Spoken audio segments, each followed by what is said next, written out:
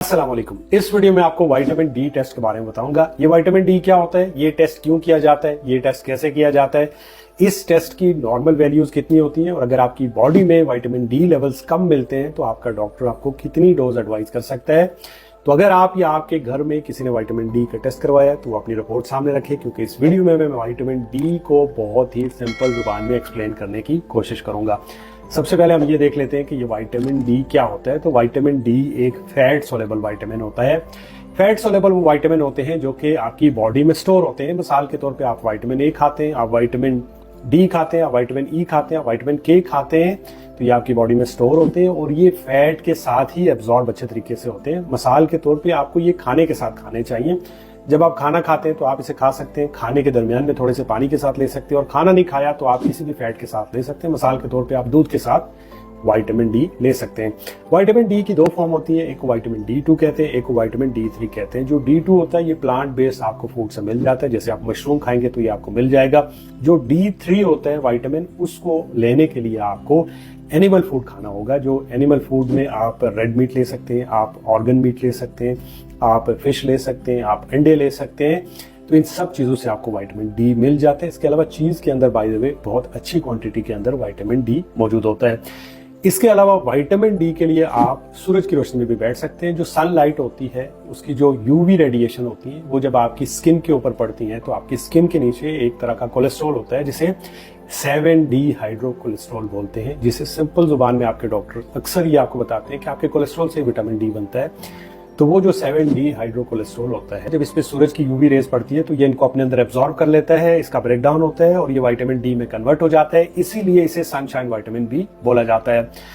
अब ये जो विटामिन D2 और D3 है ये फर्दर फिर आपके लिवर में जाते हैं, जिगर में जाते हैं और जिगर जो है इनको विटामिन डी की इनएक्टिव फॉर्म में कन्वर्ट कर देता है, जिसे 25 हाइड्रोक्सी विटामिन डी भी बोलते हैं। और इसी को आपके ब्लड के अंदर चेक किया जाता है थ्रू रिपोर्ट, जो कि आपको अपनी रिपोर्ट के ऊपर लिखा हुआ भी नजर आता है।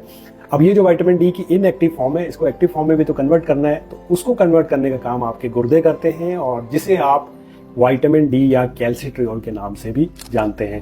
विटामिन डी का टेस्ट क्यों किया जाता है? तो ये टेस्ट तब किया जाता है जब आप अपने डॉक्टर को ये कंप्लेन करते हैं कि आपका मूड हर वक्त खराब रहता है, आपको कोई काम करने का दिल नहीं करता, आपकी हड्डियों और जोड़ों में, कमर में दर्द रहता है, आप बार बार बीमार हो जाते हैं, आपको मुख्तलिफ किस्म की एलर्जीज होती हैं, आपका वजन बढ़ रहा है, आपको PCOS है, इसी तरह से आपको इनफर्टिलिटी के मसाइल हैं, आपका टेस्टोस्टेरोन लो है, आपका मूड खराब रहता है, ऑस्टियोपोरोसिस है, ऑस्टियोमलेशिया है, सोराइसिस, लिवर या किडनी डिजीज, डिप्रेशन, वजन कम करने की कोई सर्जरी की है जैसे गैस्ट्रिक बाईपास किया है।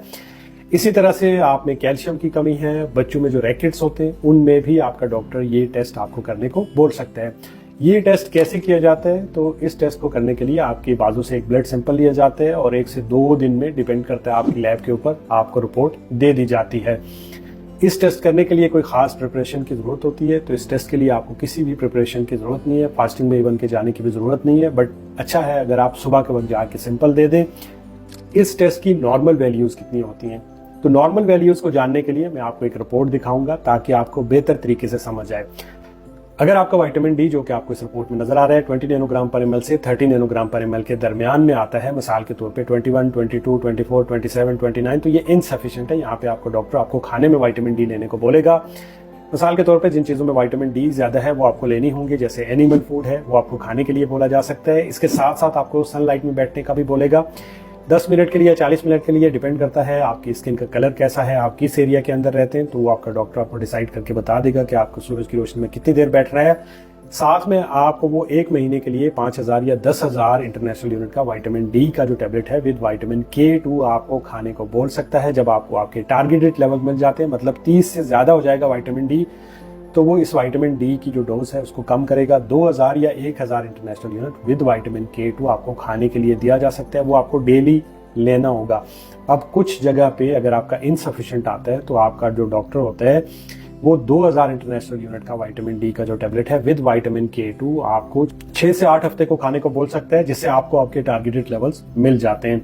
अगर ये लेवल 20 नैनोग्राम पर ml से कम आता है, जैसा कि आपको रिपोर्ट के अंदर नजर आ रहा है, मिसाल के तौर पे यहाँ पे 19 आ जाता है, 18 आ जाता है, 15 आ जाता है, 12 आ जाता है, 8 आ जाता है, तो आपका डॉक्टर आपको 50,000 इंटरनेशनल यूनिट का या 60,000 इंटरनेशनल यूनिट का एक टेबलेट या साशे हफ्ते में वंस अ वीक या ट्वाइस अ वीक आपको एडवाइस कर सकते हैं। Mostly once a week advise किया जाता है। 6 से 8 हफ्ते तक आपको ये लेना होता है। उसके बाद आपने टेस्ट रिपीट करना है। जब आप टेस्ट रिपीट करते हैं तो अगर आपको आपके टारगेटेड लेवल्स मिल जाते हैं तो फिर चूंकि आप में विटामिन डी की कमी होती है, तो अगर आप विटामिन डी नहीं लेंगे तो ये फिर कम हो जाएगा। इसलिए आपको डेली 2000 इंटरनेशनल यूनिट जो होते हैं विटामिन डी के विद विटामिन K2 लेने का बोला जाता है, और साथ में आपने अपनी डाइट का भी ख्याल रखना होता है।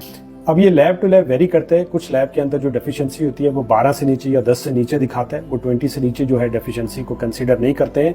बट आपने अपनी रिपोर्ट के एंड में जो रेफरेंस रेंज है उसको लाजमी आपने देख लेना है। कुछ रिपोर्ट के अंदर नैनोमोल में भी लिखा होता है। अब सवाल ये पैदा होता है कि नॉर्मल वैल्यूज कितनी होनी चाहिए, तो एटलीस्ट 30 से ज्यादा होना चाहिए आपका विटामिन डी। अगर 30 से 40 के दरमियान में है तो अच्छा है, अगर 40 से 50 के दरमियान में है तो बहुत अच्छा है, जैसा कि आपको इस रिपोर्ट के ऊपर नजर आ रहा है। 60 से 70 के दरमियान में है तो एक्सीलेंट है। 100 से ऊपर टॉक्सिसिटी है तो सप्लीमेंट जो है आपको अपने डॉक्टर से पूछ के ही लेने हैं। बट कोशिश करिए, अगर आपने हेल्दी रहना है तो आपका विटामिन डी एटलीस्ट 30 से ज्यादा होना चाहिए। अब अगर किसी को विटामिन डी लेने के बाद भी उसके विटामिन डी लेवल्स इंप्रूव नहीं हो रहे, या सीवियर डेफिशिएंसी है, या उसको एब्जॉर्ब नहीं हो रहा, तो फिर विटामिन डी के जो इंजेक्शन होते हैं वो दिए जाते हैं, जो कि 2 लाख इंटरनेशनल यूनिट में होते हैं, 3 लाख में होते हैं, 6 लाख में होते हैं, जो कि 3 से 6 महीने में आपको एक दफा आपके डॉक्टर की तरफ से दिए जा सकते हैं, जो कि आपका डॉक्टर आपको डिसाइड करके बताएगा कि आप में कितनी डेफिशिएंसी है। जब आपका टेस्ट किया जाएगा, ये जो टेस्ट होता है वो पाकिस्तान में 4 से 5 हज़ार में किया जाता है, जो कि काफी कॉस्टली है। बट ये बात आपने याद रखनी है कि अगर आप में डेफिशिएंसी है तो खाने की जो चीजें आप खा रहे हैं वो ठीक है, आप खाते रहें, बट उनसे कमी पूरी नहीं होगी, आपको सप्लीमेंट लेने पड़े।